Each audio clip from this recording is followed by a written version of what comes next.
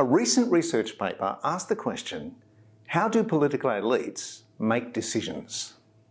There is a growing body of evidence that says that the political elite make major decisions using mental shortcuts.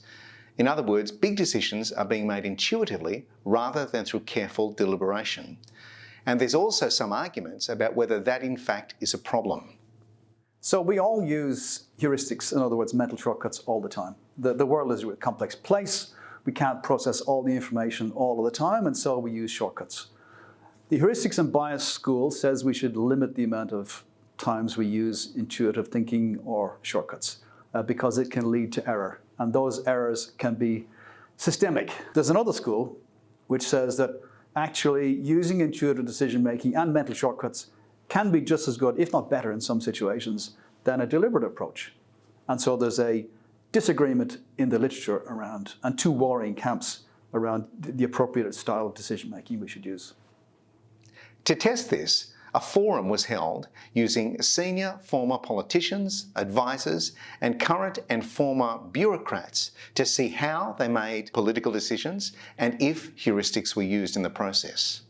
We had really rare access to senior ex-politicians, ex-bureaucrats, and their political advisors. They were very much part of what you would call the political elite. We had 21 of them in a room deciding on a politically dangerous proposal around transport network pricing.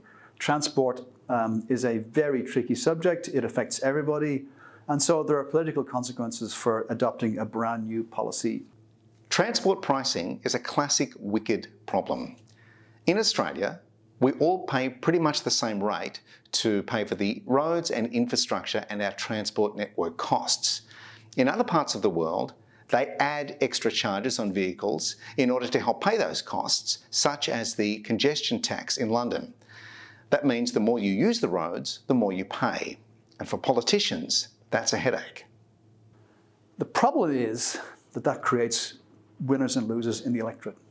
People in, say, the centre of the city who didn't travel much would pay a lot less than people in the outer suburbs who travelled a lot. Political decision-making is complex.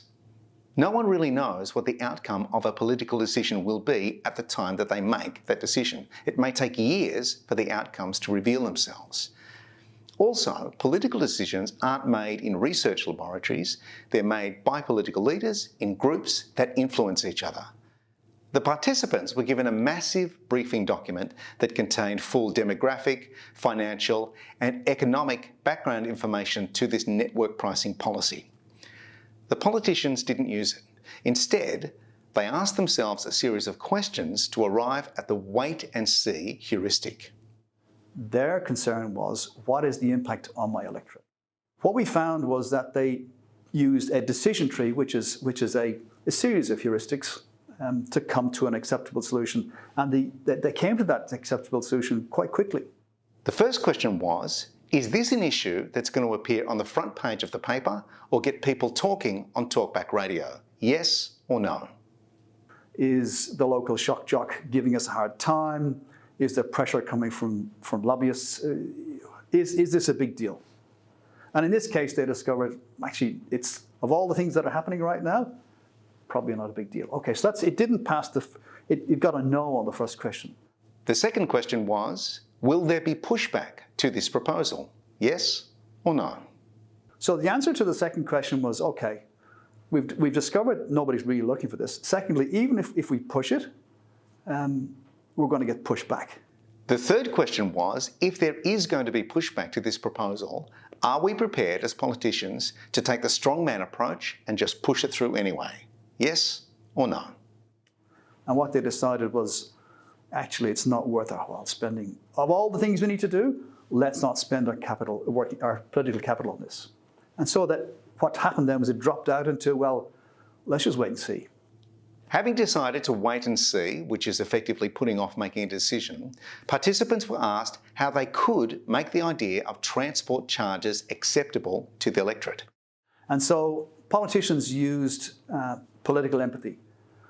In looking at the decision, the impact of the decision on their electorate, they put themselves in the shoes of Doreen Woman or Cranbourne Man and said, how are they likely to react to this?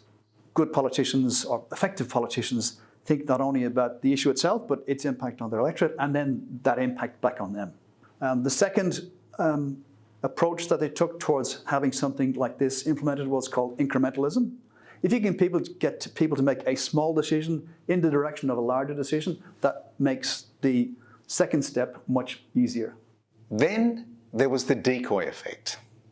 If you want somebody to make a decision, if you want to nudge them in a particular way, put in an alternative that's patently worse than what you're proposing, and so you're manipulating the decision.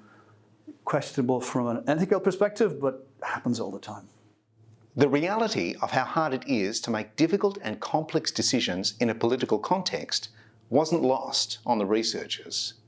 The fact is, senior politicians, senior bureaucrats, they're drinking from a fire hose. They literally can't be across everything. The default, particularly in the policy space, we think is for no decision, and it's because of the wait and see. And that can be okay, because politicians and their advisors and senior bureaucrats, they just don't have the capacity to cover everything all of the time. The results do support the idea that the political elite use heuristics when making decisions, but also that they have to engage in some deliberative thinking once they've decided which decisions they're going to go with. By its very nature, research into political decision-making is scarce. Studies like this will hopefully help close the gaps in our understanding of the role of heuristics when it comes to political decision-making. Thanks for watching.